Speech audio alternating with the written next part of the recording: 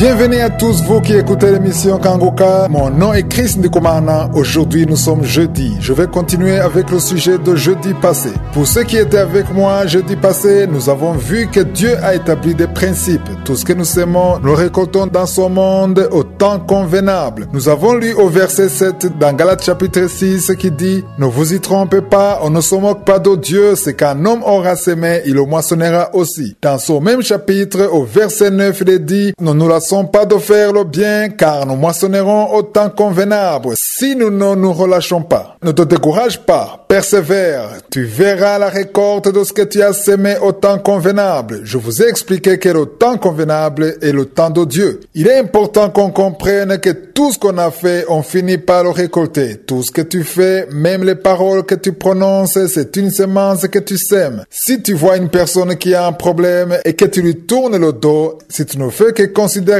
tes propres intérêts, sache que c'est une semence que tu sèmes. Par contre, si tu vois une personne qui est dans le besoin et que ton cœur te demande de faire quelque chose, si tu te soucies toujours de ceux qui sont dans le besoin, dans le but de les aider, tu es en train de semer une bonne semence. Voyons ce que Jésus a dit dans Matthieu chapitre 7 verset 12. Il a dit « Tout ce que vous voulez que les hommes fassent pour vous, faites-le de même pour eux, car c'est la loi et les prophètes. Que veux-tu que les gens fassent pour toi? Lorsque tu as un problème, tu aimerais que quelqu'un t'aide. Lorsque tu n'as pas la paix, tu aimerais que quelqu'un t'encourage. Tu aimerais avoir une personne qui te réconforte lorsque tu ne te sens pas bien. Quand tu verras quelqu'un qui a un problème, toi aussi réconforte-le en te mettant à sa place. Et c'est ça l'amour dont Jésus a parlé. Si tu ne peux pas te mettre à la place de l'autre, alors tu n'as pas l'amour de Christ dans ton cœur. Les gens ne s'entraident pas parce qu'ils sont égoïstes. Même dans l'église, beaucoup sont égoïstes. Je veux que cela cesse au nom de Jésus-Christ. Si tu es un enfant de Dieu, tu dois penser aux autres sans considérer tes propres intérêts. Tu peux aider quelqu'un parce que tu vois que la personne que tu aides a les moyens et tu considères que lorsque toi aussi tu seras dans le besoin, elle va t'aider aussi. Si tu aides quelqu'un sans considérer ses moyens, en sachant juste que tu es en train de s'aimer dans le monde invisible comme un principe que Dieu a établi, tu sais bien que cette personne ne pourra pas te rendre ce que tu lui as donné. Et si ça ne t'a pas empêché de s'aimer, je suis qui voit dans le secret, il te le rendra, car c'est un principe que lui-même a établi. Nous ne sommes pas censés aider les gens pour qu'ils nous viennent en aide en retour. Je vous ai montré la semaine passée que beaucoup de gens se sont découragés parce qu'ils se disent que même s'ils font le bien, il y a toujours l'ingratitude. Ils se disent, je l'ai aidé et au lieu de me dire merci, il m'insulte. Je l'ai aidé et au lieu de me dire merci, il me calomnie. J'aimerais qu'on dépasse le stade d'aider les gens en nous attendant à récolter en eux, car un humain reste un humain.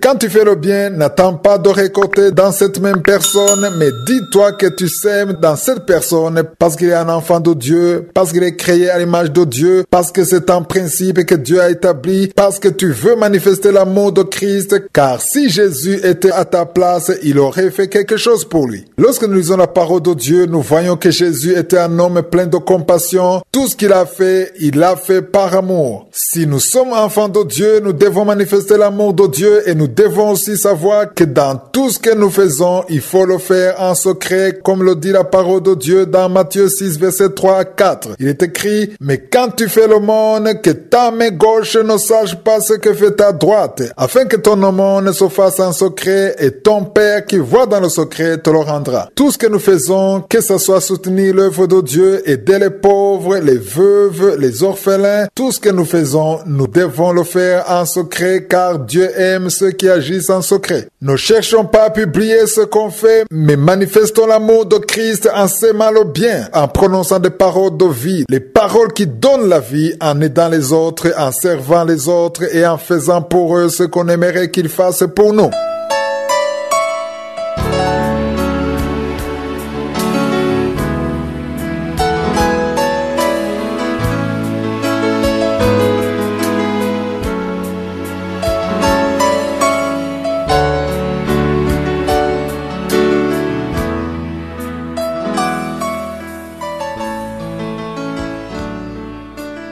Nous sommes dans la deuxième partie, nous continuons l'étude du livre des Actes des Apôtres. Hier, nous étions sur le 16e chapitre. Je parlais de la puissance de l'action de grâce pendant les moments difficiles. Il est facile de rendre grâce lorsqu'on est dans le temps de l'exaucement. Il est facile de louer Dieu et de chanter pour lui. Tu as passé plusieurs années dans le chômage et Dieu te donne un travail. Rendre grâce pour toi, ça sera facile. Tu as passé plusieurs années sans enfant et Dieu te donne un enfant. Rendre grâce sera pour toi facile. Tu avais des dettes, mais Dieu t'a sorti de cette situation. C'est facile pour toi de rendre grâce. Mais lorsque tu es bloqué, lorsque tu vis l'injustice, la pauvreté, toutes les portes sont fermées. Si tu peux rendre grâce à Dieu au lieu de te lamenter pendant ces moments difficiles, au lieu d'insulter Dieu, au lieu de le maudire, tu décides de rendre grâce à Dieu. Sa puissance va se manifester dans ta vie. Paul et Silas avaient eu cette révélation spéciale. C'est un passage qui m'a beaucoup appris. Ils ont été battus à cause de Jésus. Ils n'avaient fait aucun mal. Ils étaient emprisonnés. Les mains et les pieds étaient liés et la nuit tombée, ils ont commencé à rendre grâce à Dieu, à chanter. Ils ont commencé à parler de la gloire de Dieu, de l'amour de Dieu. Les autres prisonniers les entendaient, mais ils ne comprenaient pas. Ils ne comprenaient pas comment ils étaient en train de chanter alors qu'ils étaient emprisonnés. C'est écrit au verset 25, dans le 16e chapitre. Ce verset dit, « Vers le milieu de la nuit, Paul et Silas priaient et chantaient les louanges de Dieu et les prisonniers les entendaient. » C'est une chose qui touche le cœur de Dieu, car la parole de Dieu dit dans Psaume 22, verset 4, « Tu sièges au milieu des louanges d'Israël. » Je ne connais pas les problèmes que tu as en ce moment. Tu as peut-être des choses qui ne marchent pas dans ta vie. Tu es triste, tu ne vois ni devant toi, ni derrière toi. Rien ne marche. Tu as prié, tu as jeûné, mais rien ne marche. Tu as attendu qu'un homme te propose un mariage en vain. Tu n'arrives pas à avoir la guérison. Tu as mis la main là où tu souffres en espérant avoir la guérison, mais jusqu'aujourd'hui, rien ne change. J'aimerais te dire que l'arme la plus efficace dans ta situation, c'est l'action de grâce. L'action de grâce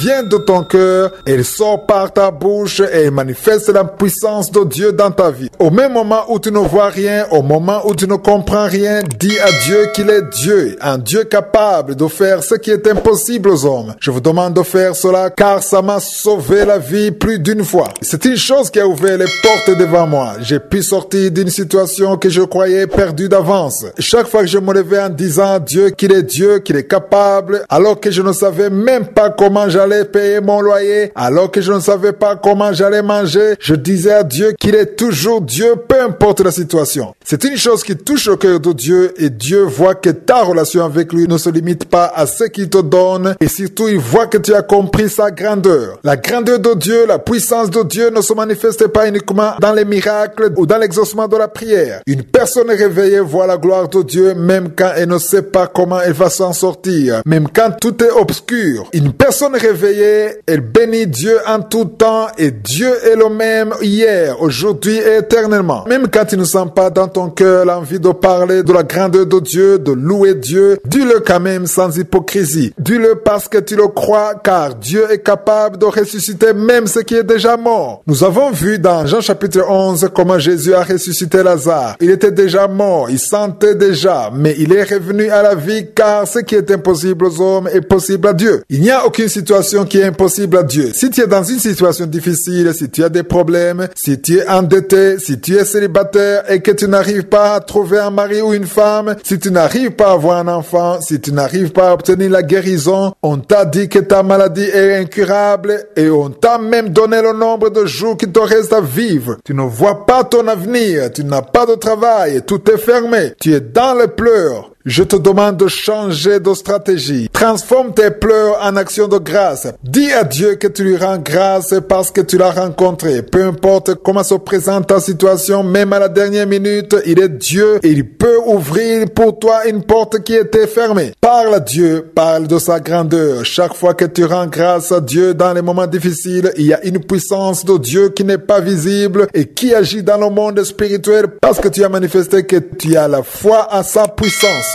Apprenons à manifester la puissance de Dieu, non pas en nous basant sur ce que nous voyons, mais sur ce que nous croyons. Paul et Silas ont loué, ils ont commencé à parler de la puissance de Dieu, tout le monde dans la prison les entendait. Au verset 26, il est écrit, tout à coup, il se fit un grand tremblement de terre, en sorte que les fondements de la prison furent ébranlés au même instant, toutes les portes s'ouvrirent et les liens de tous les prisonniers furent rompus. Les fondements se sont ébranlés, toutes les portes des prisonniers se sont ouvertes et leurs chaînes sont tombées à cause de la manifestation de la puissance de Dieu à travers l'action de grâce de deux hommes, Paul et Silas. Il y a une puissance extraordinaire qui se manifeste dans l'action de grâce. Je vais continuer à expliquer cela demain car le jour où tu comprendras cela, ta vie en sera transformée. Passe une bonne journée, que Jésus vous bénisse.